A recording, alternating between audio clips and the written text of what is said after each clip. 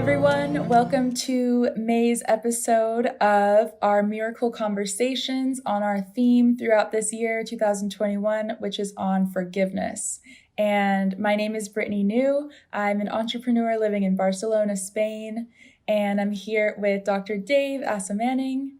Dave, why don't you introduce yourself to all of us? Thank you, Brittany, for the intro to the show for today. And thank you also for hosting this interview and for doing the whole series with me. Really loving what we're doing together.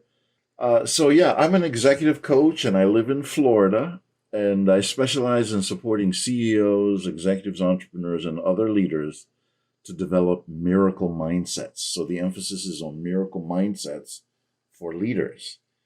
And these miracle mindsets lead to improved effectiveness, ease, and fulfillment in the professional and personal lives of the leaders I work with. And so this whole series and a lot of what Brittany and I do on this show, a lot of what we do is related to, almost everything is related to developing miracle mindsets.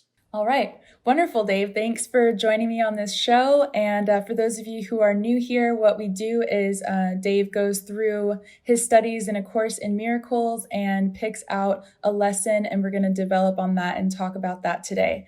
I'm very excited to introduce today's lesson, which is directly related to forgiveness, which is our theme for the year. So he's picked a perfect lesson, and this is lesson 122, which says, "Forgiveness offers everything I want." And I can't wait to develop on this because, some people who think of forgiveness as a chore or something that you do for another person, but this lesson is reminding us that forgiveness is offering everything that you want. It's not for the other person. So Dave, why don't you tell us what you've studied on this lesson? Great. Thank you for setting the lesson up for us. So lesson 122, forgiveness offers everything I want. Forgiveness offers everything I want. Now, I want to point out right from the offset that even though we jump around a little bit with the lessons, we want to keep track of some themes of continuity between them. So in March, we did, and this is March 2021, we did lesson 121. And lesson 121 says, forgiveness is the key to happiness. Forgiveness is the key to happiness. And then this lesson says, forgiveness offers everything I want.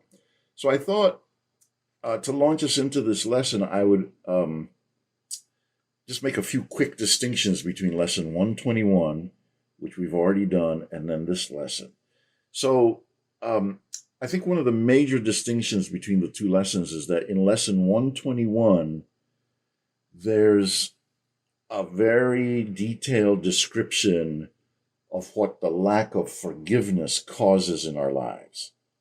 So lack of forgiveness causes pain, suffering, limitation, anxiety, depression. It causes all kinds of negative things, which is why the lesson then says that forgiveness is the key to happiness. And so there's a very logical kind of sequence to how it sets up its argument. And then the exercise portion of lesson 121, forgiveness is the key to happiness, gets us to focus on what I call the triangle of light. So in the triangle of light, we take someone that we're aggravated by, somebody we have grievances towards, and we try to see the light, some sort of divine light in them. And then we extend that light to somebody we have a more natural affinity or liking towards.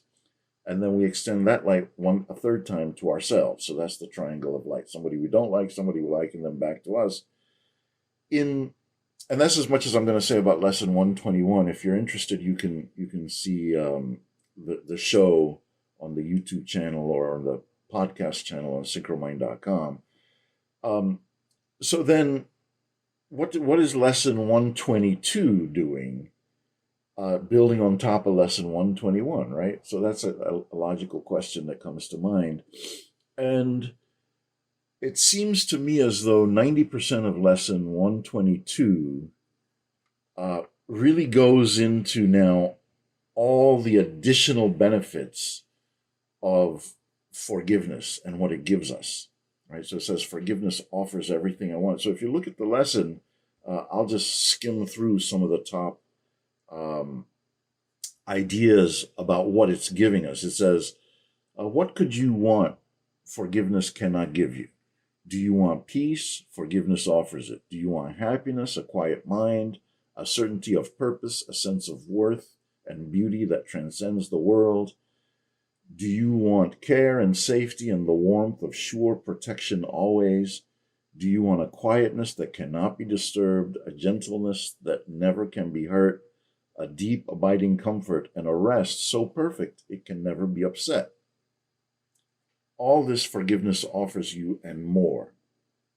And just skimming through, forgiveness lets the veil be lifted up that hides the face of Christ from those who look with unforgiving eyes upon the world. So, I mean, that's a pretty robust reaffirmation of all the benefits that forgiveness gives, right? And I'm like, wow, okay, that's pretty cool, pretty inspiring too. And I mean, I sense that what the teacher of this lesson is trying to get us to do is to really buy in to all the benefits that forgiveness can give us and to really commit to practicing forgiveness. So now at this point in my preparation, I mean, there's a little bit more to say about this lesson, but at this point in my preparation, I had an aha moment. I was like, well, okay, so if forgiveness is so important, what is forgiveness? What is it? I mean, what is it and why, what can we understand about it so that we're even more motivated about it? So at this point, I'll just introduce my best understanding of forgiveness. It's not the only approach to forgiveness, and a lot of people who teach in A Course in Miracles have, various descriptions of what forgiveness is. But I'll give mine, and as we continue to do this series, we'll revisit the definition of forgiveness and continue to improve upon it. So this is an insertion at this point into what forgiveness is. This lesson, in an interesting way, does not really explain what forgiveness is. The previous one related to this, lesson 121, also does not really explain it or define it that much. It's just talking about what the disadvantages are of not doing forgiveness and what the advantages are. This lesson is really all about this is why you want to do it. So, in a nutshell, I think forgiveness is about letting go of an illusory, simulated world that the mind creates and projects into our field of perception. That would be my simple, functional definition of forgiveness. In other words, to explain a little bit, the human mind is projecting what I call a movie or a nightmare, which is originating from a source that's separate from God's movie or dream for us, right? So it's binary. There's the ego mind is creating a movie which is very scary and very fraught with danger and turmoil and suffering and pain and frustration and ultimately things not going right, and then death of the human body, right? That's the movie that we're projecting from our ego minds. And there's a parallel, better movie, which is God's movie for us, which has complete perfection and safety eternally, no problems in it whatsoever. And forgiveness is the giving up of our attachment to the movie we're projecting. That's basically what forgiveness is, as I understand. It's letting that go and letting the source of the movie go, the ego sort of separation, attack thoughts at the root. Now, let me pause here, Brittany, and check with you to see if you have any questions about what I'm saying so far or any input about any of this. And then I'll continue to say a few more things about the lesson, and we'll close out on the lesson and then discuss some applications maybe. I just got a sort of random question since you've studied theology, and I wonder if the word forgiveness has some kind of historic or Latin or Greek version of it that can reveal other definitions that maybe was used long time ago. I wondered about that. I don't know if you have an answer for that. But even in English, forgiveness could have a kind, if you break down the prefix and the suffix, then you might be able to glean something else about it too. Great question. I think that might be worth doing. I must confess I haven't done any kind of an elaborate word study on it, but I know that, for instance, there are different definitions, right, in terms of even English, just basic English usage. So, for instance, the traditional understanding of forgiveness that's been evolved through the churches and different things like that is that even if somebody wrongs you, you're going to be the bigger person and let them off the hook. You're going to behave as if they didn't wrong you because you're connected to higher power, and you're going to make a decision not to punish them, not to seek vengeance on them. You're going to see them in their full humanity and not as a lower human being because of the wrong they've done. And this is all filtered through God's grace. Now, the main distinction between that and the Course's definition of forgiveness is that in traditional theology, there is the assumption that the material world and the grievances we accumulate and the wrongs that people do to us is actually a real thing, and that it's part of God's creation. It's just fallen. It's corrupted because of human weakness and failure and sin and spiritual corruption as well. So this is a very important distinction, though, right? That traditional conventional theology holds that the material realm was created by God. And if you slap me and it's unjustified, that's a real thing that actually happened, period. Course in Miracles is saying that it's an illusion. It's a nightmare. It's a movie. It doesn't actually have ultimate substance in the same way that a movie on the screen does not have substance. There aren't people there. It's just a projection of an image. Although the Course does add that the projection, while it's an illusion, can have stunningly tragic consequences in the life we think we're living, right? So it doesn't diminish the impact of it or the pain of it. It just says that relative to the alternative that God has provided, this is not real. It's an illusion, and we're better off tuning into the real side.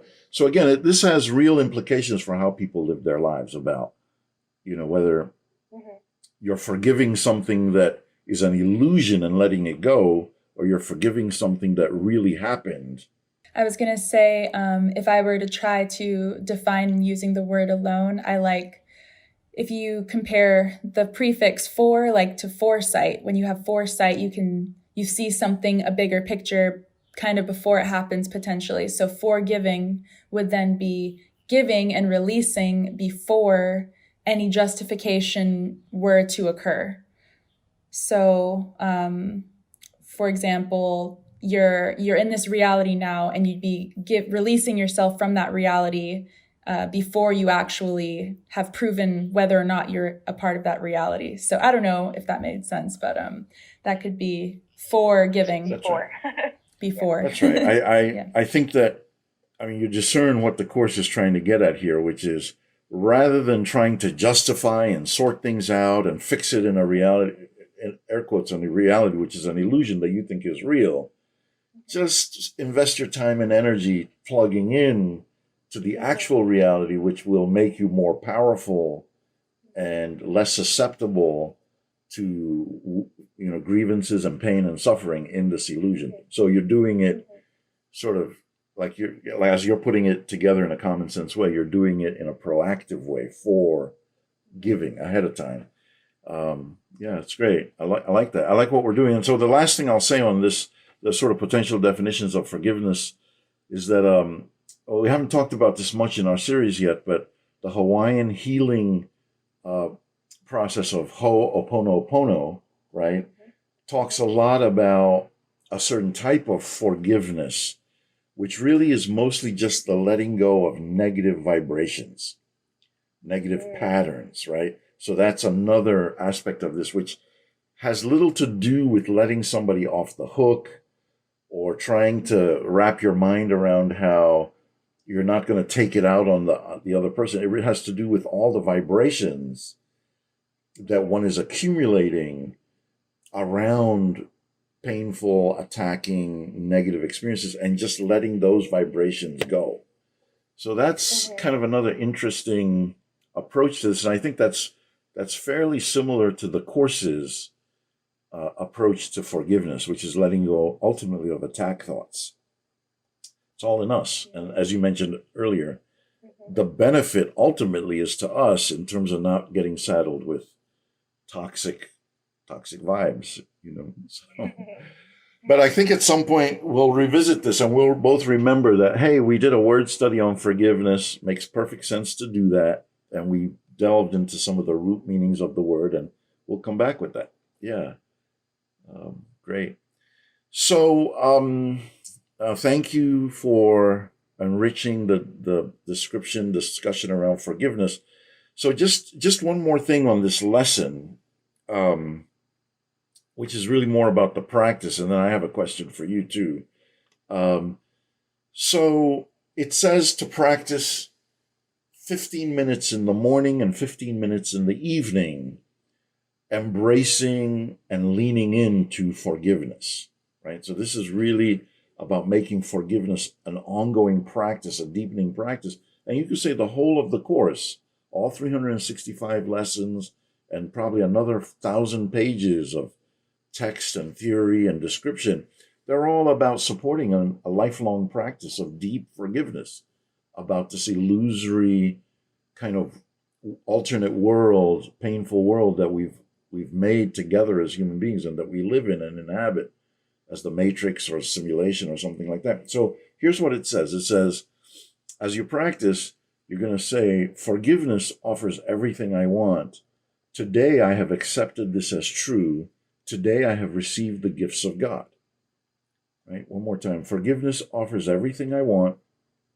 Today I have accepted this as true. Today I have received the gifts of God. So again, it's not really getting into a lot of explanations about what it is, technical definitions of what it is. It's just encouraging us to practice accepting it and then really leaning into it. And the last thing I was going to say on this is that earlier it says that this is really part of God's plan to make us happy and to rescue us from this nightmare, alternate, illusory world that we've created. It's a really big deal, in other words.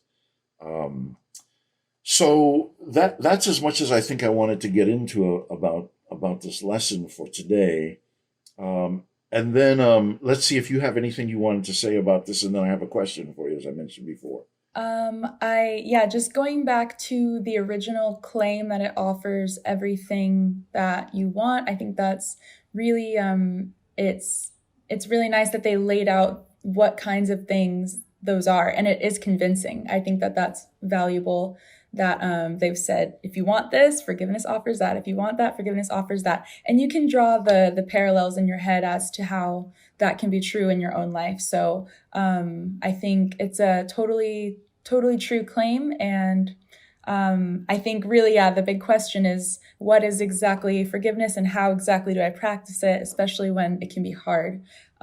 So I think that knowing, I think what they've done, I noticed that you said they didn't spend time trying to define forgiveness or exactly say how to do it in this one, but they're really trying to sell us on it in this part of the course. And I think that it was effective. Good, great.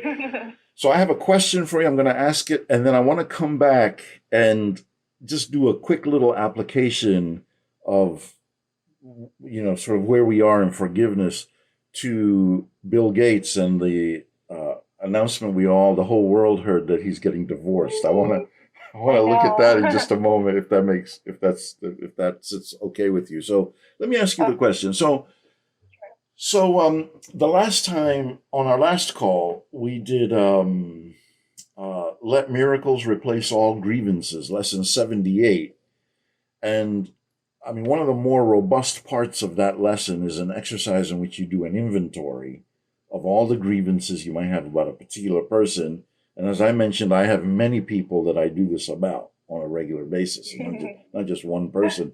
And so, in revisiting that, I want to check with you to see. You had mentioned you were going to try it out, and I want to check with you to see what it was like for you after our show the last time. Whether you tried it out and what's ensued as a result. Yeah, I did the exercise. I went to my regular meditation journal and I took a page for that. Maybe I should have a separate journal for that as well, like you said, because maybe I'd fill it up throughout the days. I didn't dwell on any one person. I kind of went through my list, and it was actually fewer people than I thought in my life. I thought, oh, I've got problems with people left and right. No, not really. But no, in reality, there was just a small handful of people that I felt like I should be working on forgiving. And a lot of them were from a long time ago, even things that happened a long time ago. One of my best friends completely just dropped off the face of the earth. That was really hurtful.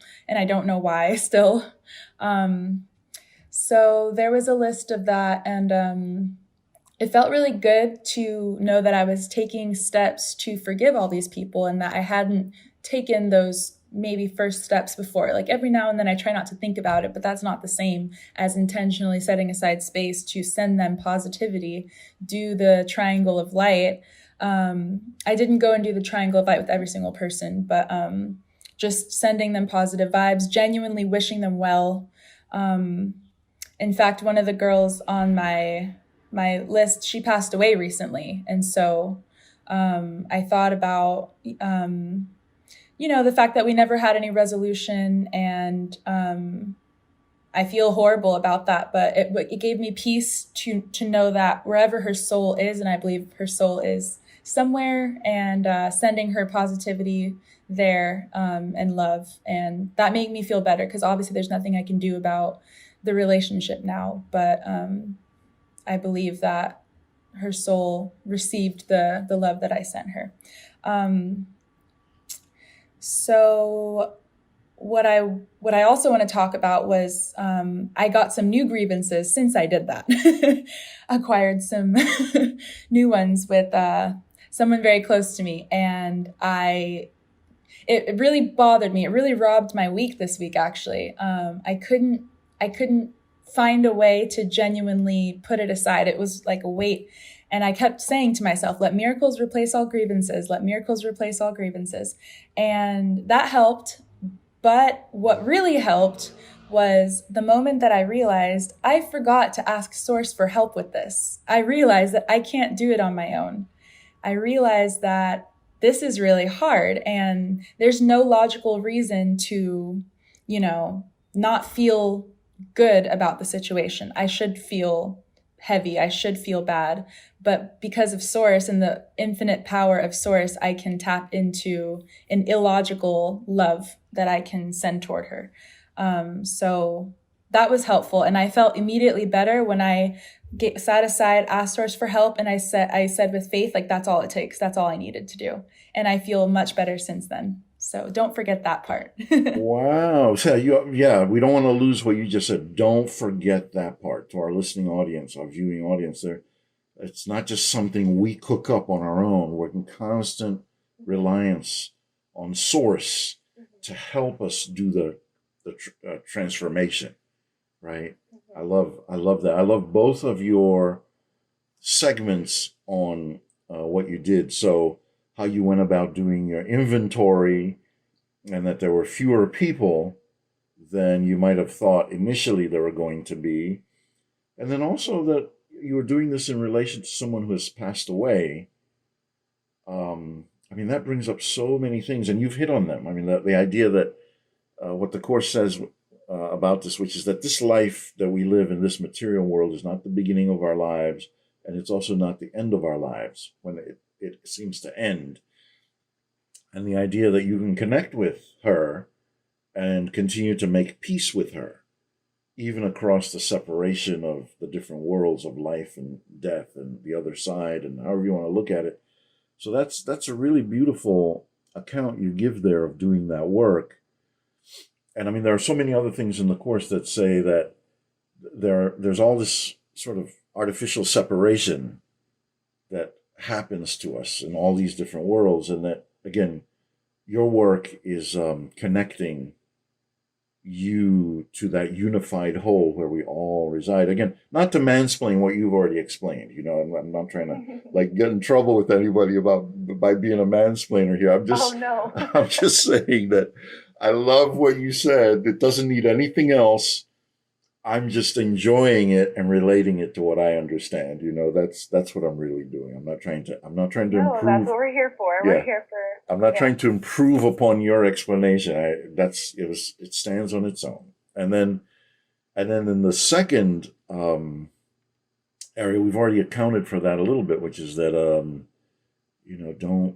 don't rely on yourself to do it. And you do exactly what I do, which is when I'm having difficulty with somebody and I have grievances that are hitting me or piling up or whatever, whether the person it's in the moment or it's been fairly recently or in the deep past, I start calling on that phrase, let miracles replace all grievances. That's kind of the opening to the portal. I just start saying it, I let miracles replace all grievances. I let miracles replace all grievances.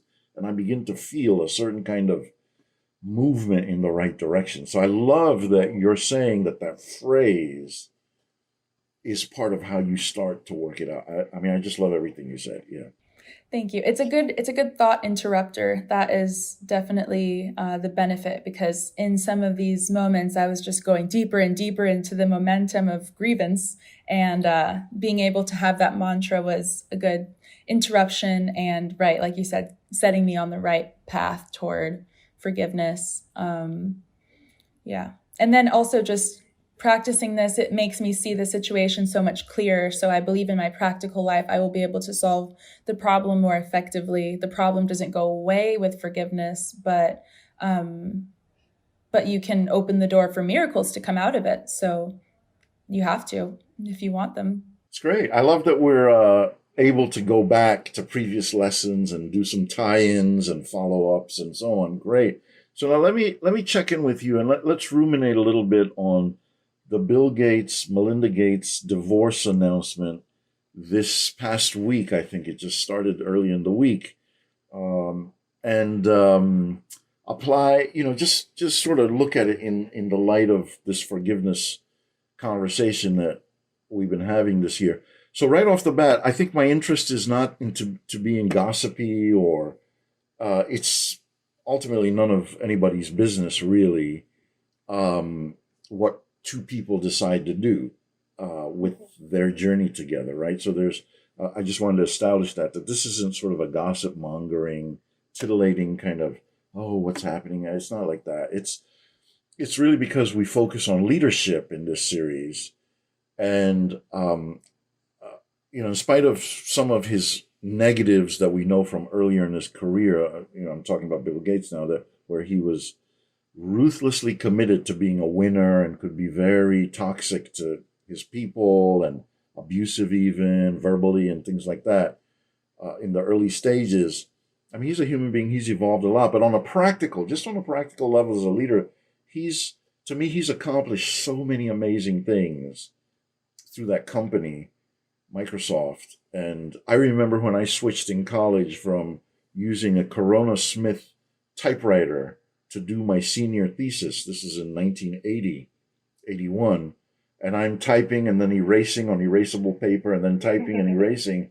And then by the time I was in graduate school, 4 years later, I'm using Microsoft products to do word processing, completely different ease and facility with doing documents and stuff, to then doing a 300-page dissertation over years where you just have to have fluidity in the document. I mean, there are a lot of word processing programs. I've used different ones, but a Microsoft Word was a lifesaver in the process, and on and on and on about the products, and as much as you could hate them or critique them. So anyway, the point is that it's been, on a practical level, it's been an amazing journey to study the company, study the leadership. Maybe we'll get into that more in another time. So again, when this couple like that, if you like them, if you hate them, then you hate them. Okay, I get that. But if you like, in general, if you like what they've done philanthropically now for quite a while now, you're like, wow, they showed up again. They did this, they did that, they did this, they did that. So what happened? Bottom line is, what happened between them? Did somebody do something shady to the other person once or twice or on a consistent basis? Does one of them have grievances toward the other? Do they both have grievances towards each other? Are they just totally cool and uncoupling consciously because they still love each other, but they just know that the marriage itself and all that marriage, romantic and all that stuff it's not what they're about anymore. I'm just sort of raising the questions so that, again, we can bring the forgiveness process to them, right? So it's like some people might feel let down by them. Like, oh, you guys were the model of the best human beings can do. Now you've failed us here. Do they have a sense of failure about it, or do they not really care? I mean, they're like, yeah, I mean, stuff happens. We don't really, yeah, maybe we weren't successful with it, but we're not beating ourselves up. We know how to forgive ourselves about it. So again, those are just some initial thoughts. I'm just putting them into the context. I don't necessarily have answers. Any thoughts on your end? Well, I guess it kind of reminded me, maybe there are seasons to these things sometimes. Sometimes it happens before summer, like on a smaller scale. But Kim and Kanye also announced their divorce recently, and they were an example. They were a lot in the media with their relationship and their kids, and Kanye becoming, more spiritual, as he might say, as of lately. So that was disappointing as well. And yeah, of course, there's no way for us to know how they're approaching it. But yeah, I guess energetically, it would be good to send them all love and everything because, there's going to be a lot of negativity surrounding the story, and anything to combat that kind of energy is good as well. That's exactly right. I'm glad you brought up the Kim and Kanye one. I think I'm less enamored of them in a way. I mean, I've watched them, I've paid attention, but say it again. I said it's not the same. I know. No. And I'm not in any way correcting what you're saying. I'm just adding into the record that I think Kanye West in particular bothered me a lot, and so again, the whole point here is to do forgiveness work, right? About how we feel about them, and see them in Christ, see them separate from the illusion that I'm perceiving around them, or him in particular, because I think I have more grievances towards him as a person for all kinds of different reasons. So again, the purpose of this part of our exercise is to invite people into what goes on in the media. It's not just stories like this. There are a ton of stories. Every headline we do this on one of our calls that we have, our monthly calls, where we bring headlines into the forgiveness process. And we say, okay, I see this headline, it's bothersome to me, or it makes me scared, or it makes me angry, or whatever the nuance is to it. And we just bring that into the forgiveness process. It's part of the illusion. It's coming from our individual and collective attack thoughts. And then how do we let the vibrations of all of that go? And as you pointed out so beautifully, send the particular players the elevating positive forgiveness energy that helps all of us kind of get out of the nightmare faster. So I love what you said there. I want to add that I really hope that the Bill and Melinda Gates Foundation will continue doing all the important work that it has been doing philanthropically. And I believe because of how important it's been to people, I don't think that they would put that completely down. Maybe it will rebrand, or who knows, but needless to say, their union was very beneficial to a lot of people, and the future doesn't replace that. So that's one peaceful thought that we can take away from it. It's not to say that they should have never been married in the first place because their marriage failed. So yeah, I've been there and done that, so I know what that's all about. So yeah, and the other thing that you make me think about, maybe as we're winding down today's show, is that I mean, Bill Gates takes a lot of heat from different conspiracy theorists as being like the devil himself and trying to like take over the world and implant chips through the vaccination programs that the philanthropy, the foundation advances. And I'm like, wow, for every good thing that is done, it's totally ripped apart and seen as a diabolical plan to control the world. And now, if I'm wrong in thinking that, and we're wrong in thinking that Bill Gates is trying to do good in the world, if we're wrong about that, and he's actually like a malicious, conniving, scheming manipulator, just using all of this to deceive the world, okay, so let's bring that to the forgiveness process and let's kind of get to the truth of it and get out of illusion. Now, I say that a little bit tongue in cheek because I just don't, having followed the career over a period of time, and listen to him a lot.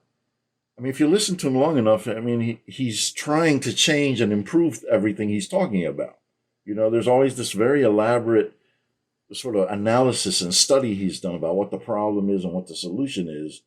Now, again, I'm not perfect and I don't know everything, but I happen to think that he may have overemphasized the practical in what he does, and that he's been very successful with the practical. I frequently, when I'm thinking about him, I say, well, what about more of the psychological and what about more of the spiritual in how you approach things? But again, I mean, that's his life, and I don't get to dictate what he's doing there. But needless to say, so anyway, I mean, I just want to introduce for our listeners that we're aware of the conspiracy side of things and the perception of him, and that we can bring all of that into the forgiveness process so that if we are wrong and we are being fooled, which I doubt, but if we are, then forgiveness corrects all of that. It corrects all illusions over time. To add on to that, I think a lot of conspiracy theorists, they reverse engineer stories based off of real life events. So I don't know exactly where the conspiracies started, and I personally don't have an opinion on them. But what I know is that he gave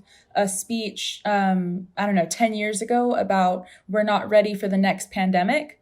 And he was actually warning everyone that we need to do more to prepare for this when it happens. And I feel like people took that as he planned this. And, a lot of experts have been, sorry, there's a siren outside. I'm going to pause. Okay, continuing.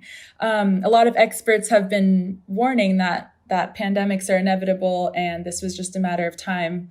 I don't want to think about what the next thing is going to be. It's too soon for that, but I don't think he has any fault. And I personally don't. I don't have any reason to believe any of these conspiracy theories.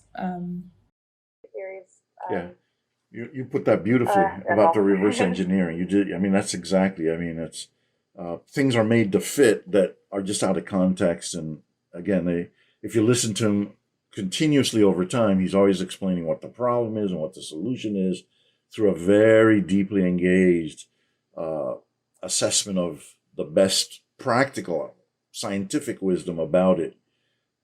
Again, if my main critique of him, as I say over and over again, is that it's a bit limited, even though he's been very successful with his approach on a personal level, financially, and in terms of wealth creation, and then with this amazing technology.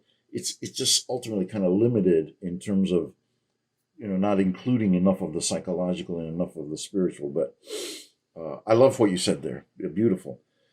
So, well, we've covered quite a few things. And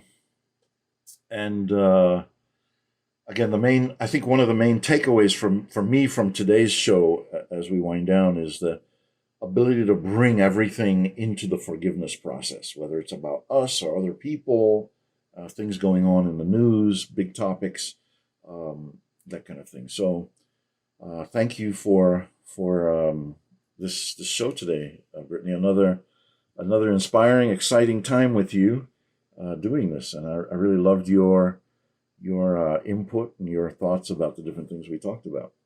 Thank you. Likewise, and thanks for coming up with a current event and real world application to practice these principles that we're talking about in theory most of the time. So thank you for that. Yeah, you're welcome. And thanks for building with me on that. I felt like, you helped us hit a home run with what the purpose was of and bringing it up, right? Yeah, it's just bring more peace to that situation and all the different situations. So thank you. It's something we can continue to do more as we go along too. So thanks, Brittany. Looking forward to the next one. All right, looking forward to next month. We will see you there. Thank you to our audience, and definitely hope you're sold on forgiveness, providing everything that you want and need. So definitely practice that. Great, great. Thanks. See you later, All right. Brittany. All right. All Bye right. bye. Bye bye.